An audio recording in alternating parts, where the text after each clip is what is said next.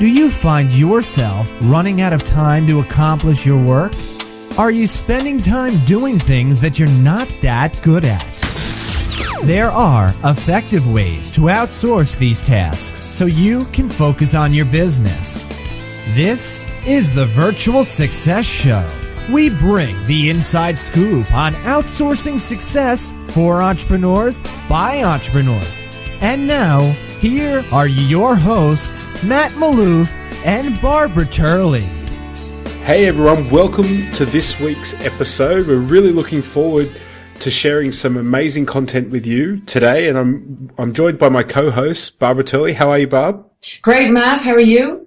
How's your week? Well, the weeks are just flying by at the moment. We're getting old, Matt. We're getting old.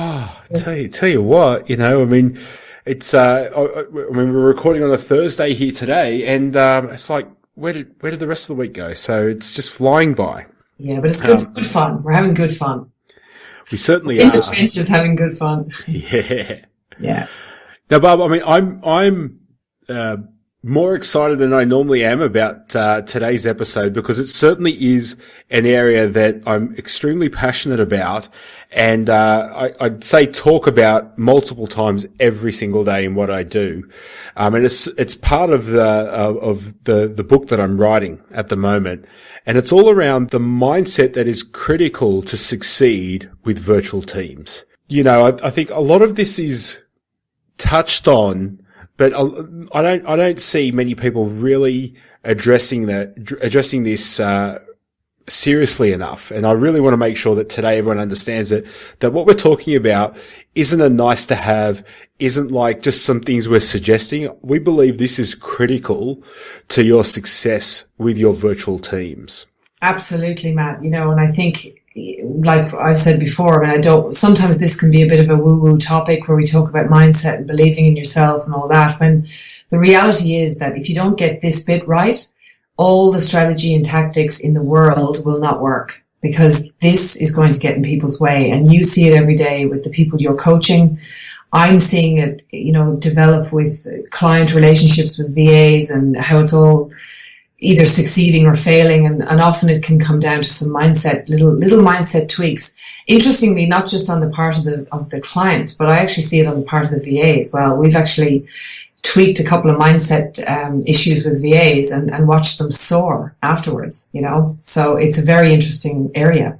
I'm keen to hear your delve into it with you, because you obviously coach on this a lot. I do, and the biggest challenge I had in preparing today was trying to condense. I think I could put a 2-day weekend workshop together on just this one topic. So, I really want to make sure we hit on what we've come up with is that what I believe, and Barbara, as we discussed just prior to the show, what you believe as well, are the 5 critical mindsets that you must adopt in order to succeed with your virtual team. So let's just get straight into it, I think. So mindset number 1, you need to adopt a mindset of letting go. You must let go. I see so many relationships between virtual assistant and business owner fail because the owner has their mantra is, they can't do it as good as me. They'll never do it as well as I can. They can't do it as fast as I can. They're making too many mistakes.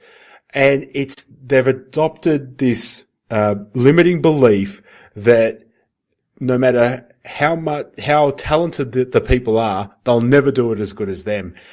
And in my coaching, whenever I hear that phrase, my response is, that's rubbish. That's absolute rubbish, because the reality is the first time you performed a task, you didn't do it as well as you do it today. You've probably practiced it time and time again. You've made multiple mistakes. It's probably cost you loads of time and money. And yet we have this expectation that within a very short period of time, we should be able to just train someone once or twice in something, and then they can do it as well as we can. I think having this understanding that when you're inviting any team member in for that matter, and in that process of letting go, you need to have faith in your system, and you need to have faith in your ability to teach somebody how to become awesome at what you can do. And that's often where the failing lies. So the business owner doesn't let go. They never give the virtual assistant the opportunity to succeed. They're constantly undermining and hence holding themselves back. And it's all because the self-talk is they will never. Never is the key word there, yeah, and they just keep reinforcing that. And funnily enough, Matt, what I tend to see as well is, obviously step one is, as we've talked about constantly on this show, is having, the right systems and processes that actually work. So that's step number one. But what I often see is even with clients who have that step, so some of them have really nailed that step, but then it'll be like on day 2, I'll get an email. So there'll be day 2 of the virtual assistant has started. Email comes or, support ticket comes. They're just not getting it. So this kind of frantic email comes on day 2 or 3. Day 2. Yeah, oh, totally. Day 1 even. Day 3, let's say average. They're just not getting it. This is not worth the money. All this sort of stuff starts jumbling out. I have a process. She wasn't able to do it. And I sort of think, just because you've got a process, the next step in that then is when you've got a great process, brilliant, tick. But then you've got to allow the person the space and time to get better at that process and to get their own way around that process.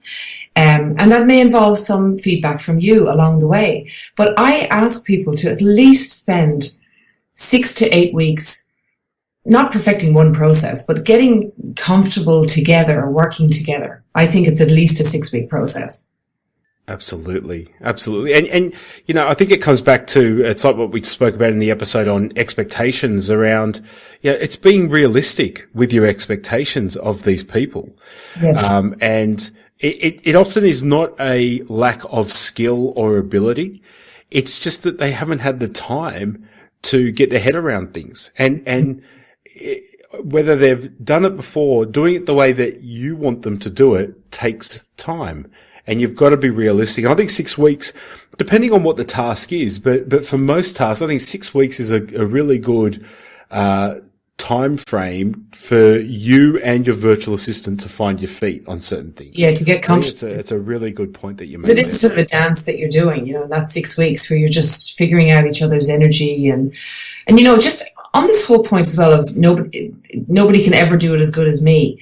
I want to bring up the book, and if the listeners haven't read this book, you have to. Michael Gerber, the E-Myth, actually I think it's called the E-Myth Revisited now, but he talks a lot in there about being a technician versus being an entrepreneur. And if you're constantly thinking, I'll just do it myself, it's faster if I do it, then you're sitting in technician land and you're not really an entrepreneur. Because as an entrepreneur, you've got to be, you're taking your business to the next level. You're not necessarily the one getting caught in the trenches doing all the work. You're the person leading the charge, leading your team onto the new open space, the blue ocean, if you like, so it's really important to remember that mindset is really holding not just your relationship with your VA back, but your entire company. Absolutely agree, Barb. It's a lot of what we teach on this podcast is not just related to virtual team success, but business success in general. And the point that you're making most definitely would be holding companies back, not just individuals or key relationships. Yeah. Which I think if we move to the next point, I said there were 5 keys we want to focus on today around this mindset piece. I think number 2 is it's this concept of investment versus expense. And it's looking that investing in or what you're spending to have your virtual assistant is not an expense, it's an investment. It will give you an amazing return. But it starts with the mindset of that. When you view something as a cost, your energy around that is that there's no real return for you. The whole mindset around investment is that if I invest $1, then I'm going to get more than $1 back. The mindset around expense is that if I spend $1, I get nothing back. And with your virtual teams, when you adopt the mindset that investing in them, having them there is an investment, and it will return to you more than what you're quote unquote spending. It totally shifts your energy around how you engage, how you train, how you communicate, every aspect of the relationship with your virtual assistants. Yeah. It also changes, your attitude towards helping them to win. Because if you see it as an investment, you're sort of in cahoots together. You're both in this together all of a sudden, and you're investing. So I feel that what I see is people put more effort into making sure that they win, that the VA does well. The other thing I would say about investment as well is that obviously with every investment, there is a risk. There is a risk that it won't work. But once you have the mindset that you are investing, it's not just that you're investing in the virtual assistant or a person on your team. You're investing in the future development and the future direction and trajectory of your company. And that there's always risk involved in that. But it's a totally different mindset from thinking, I've got to spend money now to try and get anywhere. That's a different mindset completely. And it will change how you even run your business in reality. Absolutely. And I want to share a little story as well. When I brought on my second virtual assistant, so I had a full-time VA assisting me, and then I brought on another one. And it just happened that I'd said to Vanessa, my personal assistant, that if ever anyone within your community, your friends, your family, has the skills that you have and is looking for a role, please let me know. And so we were talking one day, and she said, I've got a friend that's looking for some work. Anyway, long story short, I was just about to go on a 3-week holiday, and I'm thinking, I really, I know that we're going to need someone in about 6 weeks, but I'm going to be away. Do I? Don't I? Anyway, I bit the bullet, and I brought this person on. And at the time I was thinking to myself, am I wasting money? Is it an expense? But because they fit the criteria on who we were looking for, they were the right profile, they had the right skill set. For that 6 weeks, while my return on my investment, was probably negative, moving forward, it's been amazingly positive. And I made that decision because when good people are in front of you, you've got to grab them. You've got to take advantage of that. And I think if I had an expense mindset, I would never have accepted or taken that opportunity, and that person would have found employment with somebody else. But by adopting the investment mindset and understanding that when you have great teams, you have great people, and you bring them on, they will return more than what it quote unquote costs. I brought that person on, and what it enabled me to do was, as soon as I got back from leave on that 3 weeks, I leveraged a whole heap of tasks that I'd been wanting to move forward. And what it actually meant was that it enabled me to focus in on my genius and grow my company even faster. So I love that story, Matt. I mean, because, I was just thinking as you were talking about a similar story that I have, that I have a VA currently on my team that he was actually working in my husband's business, and he's sort of come available because we're wrapping that business up.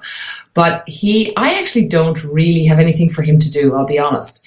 And the natural tendency would be for me to farm him out to a client, because he's very good. And I know that we have clients who would love to work with him. And I've made the decision to keep him. And I've given him a mandate. I actually said to him, I don't really have a role for you right now, but I know I'm going to need him in this company in the next 6 months. So I'm actually happy to sit literally with him for the next 6 months and train him like mad. So he's been training. I've got him training on Infusionsoft. We're doing Facebook ads. We're doing a ton of new trainings that I would never really have time to invest in someone to do that, except this situation occurred, and he's that good. I'm going to keep him. But I might be paying for him for a while before our company realistically needs him. But I just know the future trajectory of this thing is going to a place where I'm going to need someone like him. So I'm hanging on to him.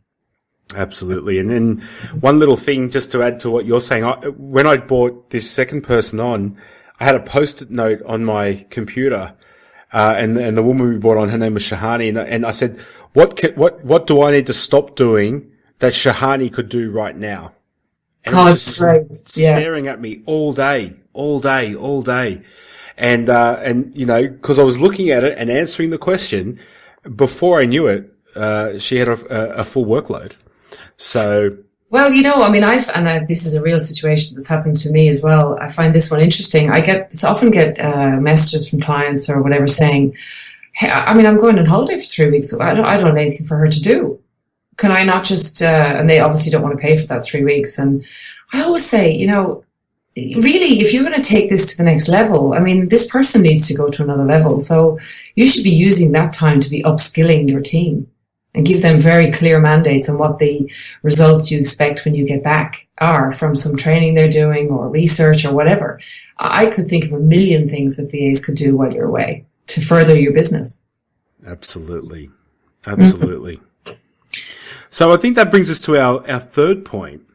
And around this mindset piece, Bob, I'm sure you hear this all the time, and I hear it day in, day out which is there's this fear mindset that because I can't physically see my virtual assistant, because they're not in my office, because I, you know, don't have access to their computer, that someone's they're gonna cheat you, or that the security's less, they're gonna rip off your information or your data.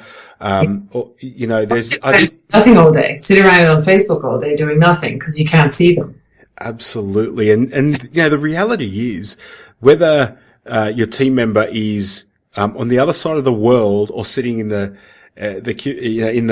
desk next to you, the behavior that people often fear can happen in both scenarios. Absolutely. Someone can rip you off regardless of where you are. In terms of data security, I mean, these days, you know, as we've talked about, you know, you can do screenshots of things, you can upload things in the cloud. I mean, if someone's going to do that, that's actually a personality type as opposed to an issue with a virtual or any staff member. It's an issue with a personality type. And, you know, if you get unlucky enough to have one of those, then I feel very sorry for you. But most people are good people and they just want to do a good job. In my experience, that's what I see.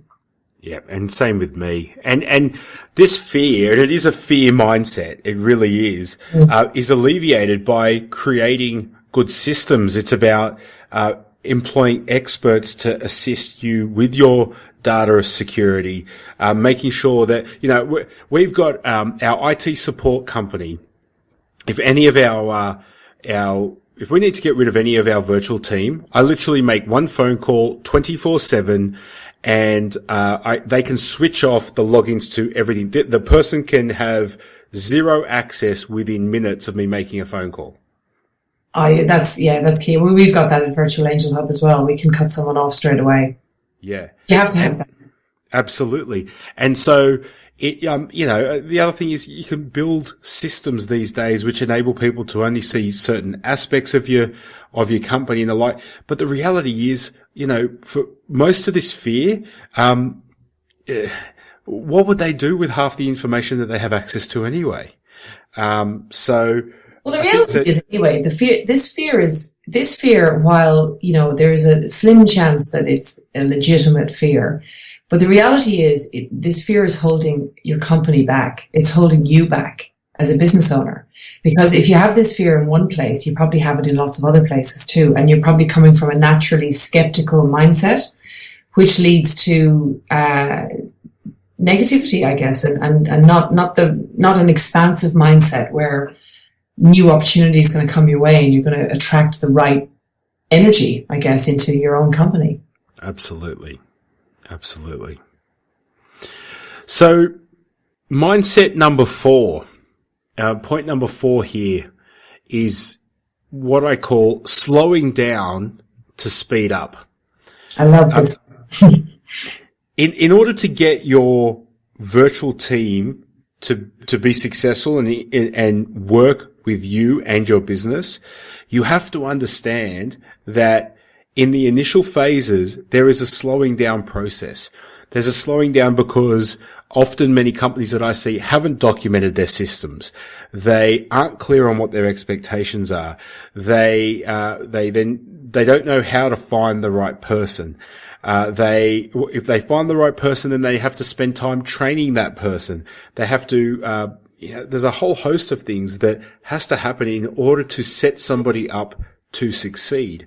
And often it's, an investment of time and money. And that can slow you down. You may need to redirect funds, in order to invest in software and the like, in order to make this work. You may need to divert time from other quote unquote important things, to train your virtual team to become outstanding. And I think we live in such a world of everyone wants everything yesterday that this whole concept of slowing down to speed up is a real paradigm shift, but the entrepreneurs out there succeeding get this mindset and understand that it's critical to their success. Oh, absolutely. I mean, the amount of times I have phone calls with, prospective clients coming into Virtual Angel Hub, and I hear this one a lot. They just say, I'm desperate for help. I just need help yesterday. I'm snowed under. And I immediately think to myself, okay, we need to have this conversation, because this person, I actually have turned a few people away, because I've said, look, are you willing to accept that you're going to have to pause and make this work? And some of them are like, I don't have time for that. And I've generally said to them, well, really, it's not, I don't want to sell you a dream, because it's not going to work. It's actually not going to work for you. It's unlikely to work.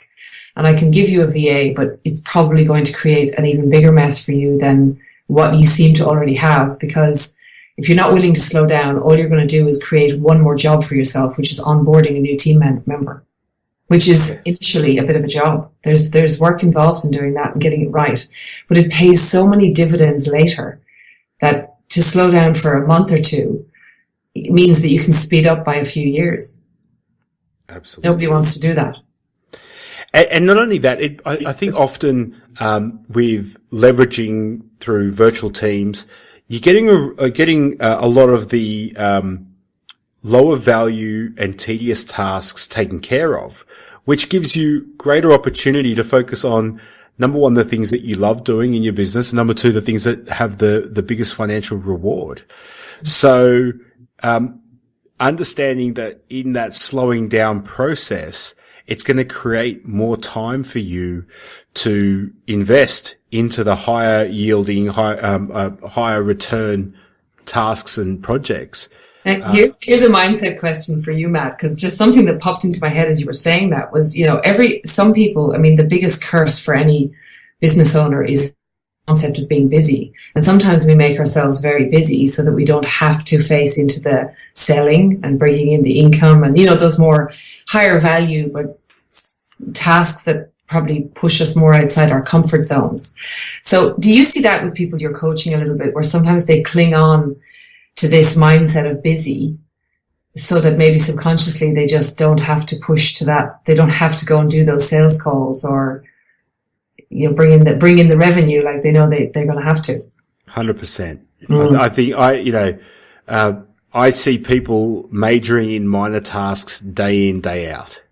Yeah. And, one of my early business mentors in the coaching arena was a guy by the name of Taki Moore. And Taki, when I first met Taki, he worked 12 hours a week. That was it. 4 days a week for 3 hours a day. And not because he had this fantasy of having a business that would only enable him to work 12 hours a week. Because of some health challenges that his wife and his child had, he was forced to. He had to attend to them and be their carer. And so, what the amazing thing was in being mentored by Taki was that he taught me that if you focus in on a few critical things and then you build teams around you, both locally and overseas, you can have an amazing company and work minimal hours and make an absolute fortune. 100%. And you know what? I'm a big fan of the whole female entrepreneur kind of movement that's happening out there right now. And any women that are listening in particular who have children, I mean, anyone really, but particularly mums we've got lots of mums out there running businesses, and a lot of mums are playing very small because this mindset of thinking that, you know, they have to control everything and they have little time and they create this busyness all the time. But actually they can really create the freedom that we all go into business to get if they start to get this stuff right. You know, really, really focus on this idea of teams and systems and processes and critical tasks versus, you know, stuff that just needs to get done. Yeah. Yeah. We could talk, you're right, we could go for a week. Already thinking about it, there's like 100 million other things, you know, linked to this topic. So we can delve into those in future shows. We certainly can. So I guess coming to the last one, I think this point number 5 here really it wraps around everything that we've spoken about. And it's having that mindset and asking the question, well, how bad can it really be if they screw up? Yeah. Like what's the worst case scenario? You know, if I give them this task and they make a mistake or they screw it up, how bad could things really be? Do you know what I mean? Yeah. And I think this is where it's important that when you're onboarding a new team member, you need to give them tasks that have very little consequence. Let them earn the right to work on higher value, higher returning tasks and projects. And I think it was in our interview with Dan Norris that he talked about when they bring developers on, they give them you know, the simple tasks first, and they have to earn the right to work on more complex, more senior projects. I think that's very, very clever. So that helps build the working relationship between you and your virtual assistant, but also, you know, it puts your mind at ease knowing that as you're handing things over, your exposure or your risk is minimal. Be careful not to become too conservative on this. I see too many business owners becoming really conservative.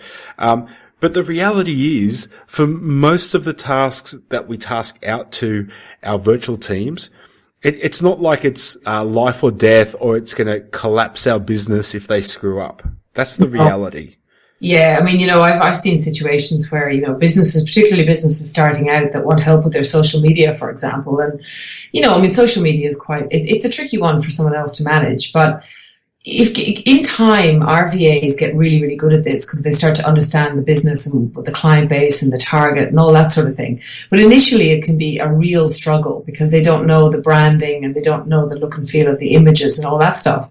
But we've had situations where businesses starting out that don't have a big following yet on social media get very upset in the first week, again, complaints in the first week or two, that she just doesn't get the brand. And I think, well, why not sort of use this time when you don't really have a big following yet to really nail that with this person and actually get them to where you need to be together so that when you do have a big following, you've got someone who can hit the ground running.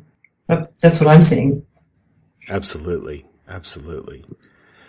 You know, so if we just go back and reiterate for a second, you know, and you know, like we've both commented in this podcast, we could talk about this all day. This is really this is the differentiator between succeeding with virtual teams and failing, in my opinion. And if I just summarize, mindset number 1 is the mindset of letting go and understanding and believing that your virtual teams can do it as well as you can, if not better. Mindset number 2 is seeing the money that you're spending having a virtual assistant or virtual team is an investment versus an expense. And when you adopt the investment mindset, you will reap in the long run. Mindset number 3 is understanding that the exposure and risk, simply because you can't physically see it, is minimal, and that you have to have strong systems to minimize and mitigate risk. But the reality is that there's very limited damage that somebody can do. And it doesn't differ whether they're domestic or international or in your office or working from their home somewhere around the world. Mindset number 4 is the concept of slowing down to speed up, and understanding that we need to slow down, we need to train, we need to systemize, we need to allow people time to learn in order for us to speed up and enable us time to then go and focus on the higher value, higher returning tasks and projects. And number 5 is that getting clear on what is the actual risk here. How bad could it really be if they screw up? And adopting an abundance mindset as opposed to a fearful or a scarcity mindset around this. I think that we've covered a lot today, and one thing I'd recommend is please make sure you go back and re-listen to this episode. It's one of those episodes I think you're going to have to listen to multiple times and take copious amounts of notes so that you'll understand and reinforce it. Remember, repetition is the mother of skill, and reinforce this to adopt this new mindset and practice it. You're not going to get it right the first time, but be open, give it a go, and just take it one step at a time. And Matt, one thing I'd like the listeners to do as well, guys, if you've got questions that you'd love us to address, particularly in this area, this mindset area, or if you've got little stories that where you've cracked the code on this yourself, put them in the comments below, and let us know, and we can do lots of future shows on different topics and concepts, and let us know how you're getting on with this whole area with your virtual teams. I think that would be really useful. I agree. Yeah. I agree. Well, Barb, listen, you have a wonderful week. Thanks again. And we'll chat next week. Yeah, looking forward to it. Have a great week. Virtual success. Thank you for listening to the Virtual Success Show. If you found this show helpful, take a moment to share it with a friend so that we can all grow together. Find out more about the inside scoop on outsourcing success by going to our website, virtualsuccessshow.com. Until next time, thanks for listening.